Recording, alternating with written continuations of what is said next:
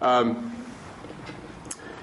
was hearing something with someone before my presentation today, and I said, every time I do these kinds of things and I start preparing for it and making my remarks and writing them down, and I come to these meetings and all of a sudden I say, geez, why do I prepare for anything? Because everything changes because people start talking and there's a real, a perspective that I thought, well, I didn't realize that this is what it's all about, the Hauenstein Center, and about leadership and all those things. And I'll tell you, I am so impressed, and I am so excited about the leadership that is found in this room. For many of you that I've shared a few moments with before the luncheon started, I tell you, this is truly a great community, and it is truly a community that has good leadership in it currently, and I think one that has great future leadership available for us as well. I want to talk a little bit about inspiration, because my life and who I am today has been shaped by people who have inspired me to become who I am today. We know that there are many examples in West Michigan. Mr. Hauenstein is certainly one. I understand you had Reverend Ed Dobson, a friend of mine as well, and he certainly is an inspirational leader. There are many, many that are inspirational leaders for us in West Michigan. But there are also many leaders and individuals who are inspirational for all of us that we sometimes don't even recognize. And I want to share a little bit about us making sure that we are aware and looking for and recognizing those individuals who may not have the names or who may not have the public recognition, but certainly they are part of your life. And sometimes we have a tendency to kind of overlook those individuals. My life started in Jakarta, Indonesia. I was born there in 1948. And what I found out, and as someone once said, that you can never connect the dots until you look backwards, until you look at what happened in the past. And I want to tell you that my greatest inspiration came from my parents. And my parents, in 1954, made a decision that when I look back on it, I says, man, I tell you, they were probably in their early 30s. They already had 6 children. And I looked at that and said, would I do that if I was in my late 30s? Now, I don't have 6 children, but if I had children, period. Because what they did is they taught me a value with that decision that still carries on for me today. What they did is, if you know a little bit about the history of Indonesia, it was a Dutch colony for many, many years. And then they gained their independence, and then President Sukarno became their first president. And he became a communist leader. He became like the puppet for the Russian government and began to instill those values into the culture of Indonesia. My father, who was an educator, was being told what to teach. And he felt that that was dangerous. He felt that that was not good for his family, for his children. And so what my mom and him decided to do was to leave Indonesia. Like I say, early 30s, 6 children, successful. I mean, if I would categorize it, we probably lived the upper middle class lifestyle. We had a home, we had a summer home, we had a car, we had servants, we had all those trappings of success. And yet, because my parents felt like that this was not good for their children, they were willing to make that sacrifice. Because you see, at that time, in the early stages of President Sukarno's presidency, people could leave. All they had to do was leave everything behind to the government. Their bank accounts, their homes, their cars, their everything else. Literally, my parents said it is worth the sacrifice, and were willing to take literally one suitcase and $100 that we had to find, that my dad had to find on the black market in order to get some money to take out of the country. So one of three things which I want to talk a little bit about today, and then I want to get some interaction from you. Three things that for me was important and that has shaped my leadership style. One is that we must do what we can to improve the life of others. It is not about us, it's not about me, it's about others. And the thing is, part of that is because I think when my parents made that decision, it left such an impression on me that I said, wow, they cared more about us rather than, well, we can ride the storm out. We can enjoy our lives here, and we can enjoy all the trappings of success here, and, Sukarno will go away at some point in time and all of these things. Because their parents and their brothers and sisters said, you are crazy for leaving. Look what you're leaving behind. And then about 10, 15 years later, they were all crying to get out, and they couldn't get out. They couldn't get out. So it is important that one of the values that has shaped me and it's inspired me to do what I'm doing is because it is that principle, that value that my parents taught me, that whatever we do, whatever I do, it must be done to improve the life of others. Because if anything else other than that, for that reason, I think leadership fails. So it's what's very important for me to learn that, and I think if we can keep that in the forefront of our thinking and of our behaviors and our actions, I think we will all become a better city, a better state, a better nation. Secondly, leadership must reflect a passion. Whatever that passion is for you, you must be passionate about something. You must be willing to do whatever it is that will help us understand better about your passion. Now, for those of you who know me, one of my greatest passions is my involvement and my commitment to eliminate racism. Racism impoverishes all of us. Don't just think that racism is only for helping, a certain particular ethnic group. We all are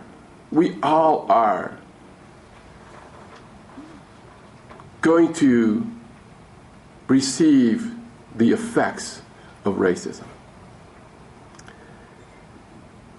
And, sometimes inspiration comes from people who are not nice people.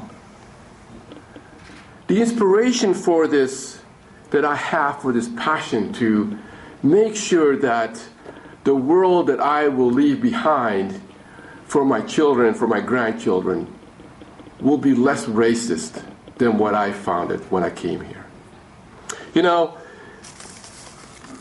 As I said to you before, sometimes the inspiration comes from people who are not nice people.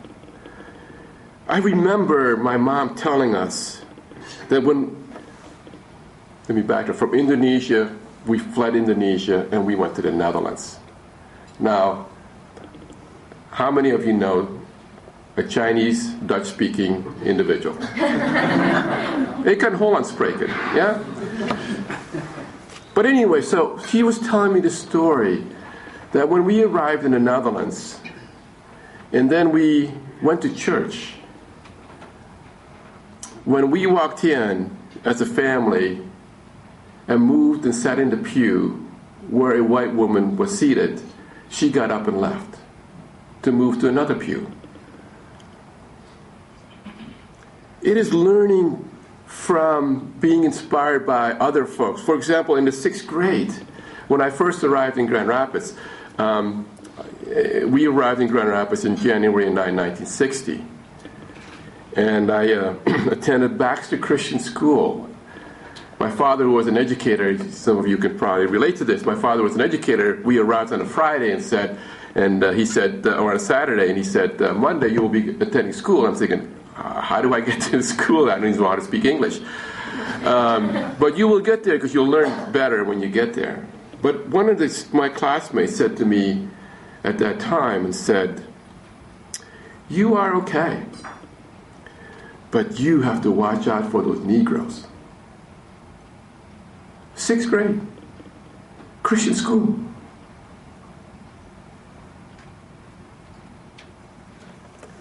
Then I learned from another example of a great woman that I met. One of the things that I was fortunate to have been able to do is to learn leadership skills from also participating and being involved with the Christian Reformed Church in North America. I took a 7-year call to a ministry called the Ministry on Racial Reconciliation for the Christian Reformed Church in North America. And one of the things that I was mandated to do was to help make the transitions for churches. Because at that time, in the 1970s and 80s, there was a lot of flight of churches from the urban centers to the suburbs. And there was a lot of misunderstanding about race and racism and all those kinds of things. But I met this woman, and I think this is what I'm talking about, finding individuals in your life who are unknown, but yet can give you such an inspiration and so many opportunities to learn of how to become a leader. This woman's name was Charlotte Bradley. She was a Zuni woman. And as the director of this Ministry in Racial Reconciliation for the Christian Reformed Church, I was responsible to a board. And that board was chosen from a lot of different groups of people. And we invited her to become a board member. And when I called her, she said, I can't. I said, why can't you? She says, I have never been off the Zuni reservation. I have never been on an airplane. I don't even know how to fly out of here to get to Grand Rapids. And I said, well, what can we do? What can we do to help you at least make one meeting so that you can learn about us and learn more about your responsibilities? And she thought about it a little bit. She says, I guess if I can bring my daughter with me, then maybe I'll feel safe to fly in an airplane and leave the reservation. And I said, okay, we'll do that. She came to her first meeting and she said, I got off the plane at Kent County Airport and I thought I was in a different country. And I never seen so many white people in the world. And so, as she sat in that meeting, and then she decided to continue to be a board member, the first year, she didn't say anything at the board meeting. Nothing. She talked with us during lunch breaks, during dinner breaks. The second year, she didn't say anything. She just observed. The third year, she comes to the board meeting and says, I have decided to run for the Zuni Council, which is their form of government. And she says, I will be the first woman and the first Christian to run as a candidate. And we said, okay, are you going to talk there? And I will tell you that leadership and sometimes requires us to not assume things and to allow people to develop their own leadership styles and their own time. This woman was elected, and she sat in the Zuni Council for several years. So you see, what happened when she came on board is what I said before, is that racism does, or sexism does, impoverish us. Just think, if she would have been able to participate in the governmental process, in the political process earlier, how much better that society would have been. And just think of what we do to impoverish ourselves when we make assumptions about certain groups of peoples that does not allow us to benefit from their leadership skills. Let me just end that, because I don't want to spend a lot of time on that, but let me say this about personal experiences. The personal experience of having to experience that type of experience in one's own life is terribly difficult. People look at me and say, oh, can't be, that can't happen to you. Well, it does happen. It does happen. It does happen to me, and it does happen to a lot of folks. My passion for this came because my father experienced it. In the 1960s, my father, who at that time was an educator, his first job was a janitor here in Grand Rapids for a local wholesale floral company, which was fine. When he expressed his desire to become a teacher again, he was told, none of your degrees will count. You have to go back to college. All of your years, 19, 20 years of experience doesn't count. You have to go back to college. He was fine with that. And he did what was required of him, and then he got his teaching certificate and all this kind of stuff. Went to teaching, and then all of a sudden, the parents wanted all of their children to be taught in his classroom. He was a very good teacher. The school district grew, and they added another 6th grade. They had another teacher, another immigrant from Hungary, and they became friends. And my father finds out that all of his degrees were counted, all his experience was counted, and he was given all the compensation equal to that. My father thought that was not fair, and asked some questions, and no one in Grand Rapids wanted to touch it. Until 2 of his friends from church said, you know what, we know Representative Gerald Ford, who was representative at that time. And they went to the Representative Gerald Ford's office. They spoke to his Representative Ford, and he said, this is wrong, and he stepped in. He stepped in and said, this is wrong, and we will make it right. And he made it right. And so my passion is because when I was selected to become the director for the Ministry of Racial Reconciliation, my father, with tears in his eyes, told me this story. He never told us the story. And he said, and I said, well, why didn't you tell us the story? He says, I didn't want my children to think that they have barriers to overcome that were unnecessary. I said, Dad, you should have told us, because we could have done something about that. And so my passion for racial justice was born because of that. And I will tell you that it still happens. I've been told by banks, you should work for someone else because you'll never be successful as a business owner. I've been told by one bank, and this is in the year 2001, I need 80% equity for a loan that you may want. Luckily, other banks said, no, we just require 20%. And then to find out that same bank that asked me for 80%, I had to compete with one of their customers who was given a 20% requirement. So it just happened. And we only impoverish ourselves when we don't address it. Thirdly, leadership. To be leaders, we must make opportunities, not just look for them. Sometimes we have this tendency to fall into this, oh, my circumstances are this, and I guess I can't do that. That's not leadership. If your circumstances suck, change it. So leadership means that we must make opportunities, not just look for them. I want to share with you, there's a couple things that we've done here just down the street from this campus. Nam alluded to it a little bit.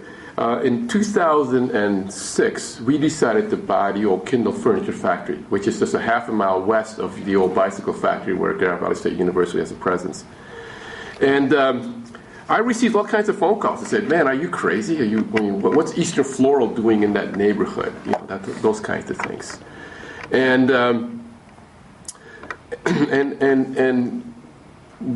to be honest with you, it was a business decision. It was a decision based on the fact that we needed to be more closely located downtown. We couldn't afford the prices in downtown proper. We needed to be closer to freeways, all those kinds of things. And we made the decision to buy it, and we were certainly happy that we did buy it. And so now it is becoming quite a activity center. Like Nam alluded to, we started a program that because I'm passionate about small business and entrepreneurship, and we call it the International Center for Entrepreneurial Excellence. And we started with 5, and I think we got 7, but we've also got 2 in the pipeline now, so we'll have 9 small businesses there. And although the focus is not exclusive to, but the focus is on women and minority entrepreneurs. One of the tremendous assets that we're losing in West Michigan are those population groups, those demographics of entrepreneurs and business owners. And we need to recognize that we need all of us to rebuild our economy, and it takes leadership. It takes innovative, creative leadership and courageous leadership, because it is not a popular thing to talk about what is not happening. Because we certainly celebrate all the good things that's happening, but there are still segments of our population that are not benefiting from this great community. So that particular development has now become quite an activity center. We do a lot of wedding receptions. We do a lot of wedding ceremonies. We're starting to do wedding ceremonies there. We're doing fundraisers there, private parties, corporate parties. And what is beautiful about that is because we are now creating in that neighborhood an energy and an excitement by individuals who've never been part or even visited that neighborhood to say, you know what, maybe it isn't as bad as what we thought it is. Because when we first opened up, what was the first question they asked? What's security like? I tell them, we put out expensive patio furniture because we have a nice little patio. We don't chain it down. We have had no graffiti. We've had one break-in, but it was some kids, because they had to be kids because they had to be pretty small to get through that window. But no, nothing. And the neighborhood has embraced us. And again, this is what I think is what we need to do. We need to make sure that whatever we do as leaders, we think about the other person. We need to be passionate as leaders. We need to be passionate about something. We can't be everything to everyone. We need to be passionate about something. And thirdly, we must make the opportunities. Leadership must create the opportunities. They just can't wait or try to find opportunities. We must find and make those opportunities for ourselves. Let me end by sharing with you a remark and make this your challenge. It's a remark by a person named Samuel Johnson. And he makes this statement: nothing will ever be attempted if all possible objections must first be overcome. Don't accept, no, you can't do it. Or no, we haven't done it before. Or let's figure out what will happen if we did it. Sometimes leadership requires us to be courageous, to take the risks, and to step out because we understand and we are passionate about the fact that when we do so, we will help improve the lives of others. Thank you very much.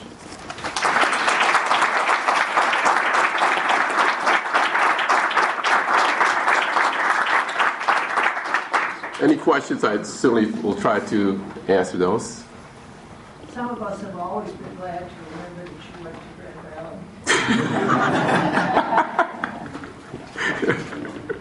I do too. I learned a lot of card games, so. Question. You cited a couple examples about your dealings with banks and racism in Grand Rapids. Still today, I wonder if you had any more remarks regarding that, like how big is the problem in Grand Rapids? I think a lot of people under the illusion that their racism is not a problem anymore, like we've surpassed those attitudes in the past 50 years. So I just wonder what you say to somebody who thinks that. Well, we certainly have made great strides, and I don't. And again, this is something which I want to at least put out on the table. It isn't something that I want to dwell on, but you see, we have this what I call West Michigan niceness. We have this real ability to talk very nice to each other, but when it comes down to the nitty-gritty, what are we actually doing? And sometimes it isn't because we're evil people. It's sometimes we just haven't placed a lot of value or high value on inclusion. And so when we don't place a high value on inclusion, it doesn't happen. So I tell them when I talk to organizations and they want to talk about diversity and they want to do, they say all the right things, and I say, well, the only way you can accomplish what you have stated your goals are is to be intentional. And nothing happens unless you're intentional. You can talk and you can say all the nice things, and then as soon as it hits a certain point, the conversation stops and the action stops. So it still is, it is still happening. I think it's not as prevalent as it used to be. I think we have institutions now that understand the importance, especially, look at our global economy. I mean, when I talk to folks and say, businesses today who want to survive in the next 10 to 20 years must be able to manage diversity. If they can't manage diversity, they will fail. The world is changing too fast. The world is shrinking. And I will tell you that this is also a challenge for us in West Michigan. Many of the major companies, the Van Andel Institutes, the Herman Millers, the Steelcase, they understand the importance of diversity. If we don't create a welcoming environment for people of all walks of life, of all ethnicities, we will become impoverished in West Michigan. We were decorating the Van Andel Institute lobby for Christmas. We do that at Easter Floral. It was on a Saturday and a Sunday. The people that were walking through there were predominantly Asian. If we don't create an environment that appreciates their culture and appreciates their contributions and shows that we are open to being an inclusive community, they will not stay here. It's that serious. Yeah. You said during the course of the campaign that you did not run as a career politician.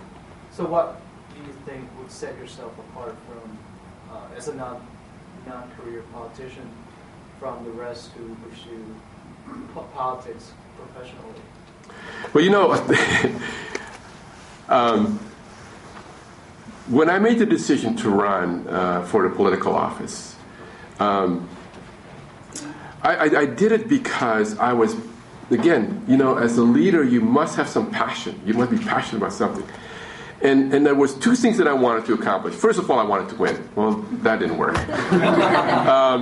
But secondly, I wanted to bring together and show this community that we can come together as people from all walks of life, so that we can collectively work together to address the challenges that we face today. And on that Tuesday night when I made my concession speech and looking into the audience of people that were supporting me, the disappointment certainly was there for not winning. But I'll tell you, I was so excited because in that room was about 100 some people there who were black, brown, and white, who were Republicans and Democrats, who were young and old, who were, business owners, who were workers, who were, it reflected the beauty of Grand Rapids. And I think as we get more and more of that, we will certainly become a better community. And I think politicians, and I don't know, I'm not saying that I wouldn't fall into that trap, but the problem with politics is that, we get caught up into this power struggle when you get to Lansing or Washington. And then what happens? And I think for me, it was not running for another career, because I'm too stinking old to be another career. But it was really for a desire and a willingness for X amount of years to see if there can be made a difference. So at least to change the conversation. And I think that's what I would ask all of you here to do that. To just make that commitment to see if there's a way in which you can change the conversation to enrich the community that we all love, that we live in.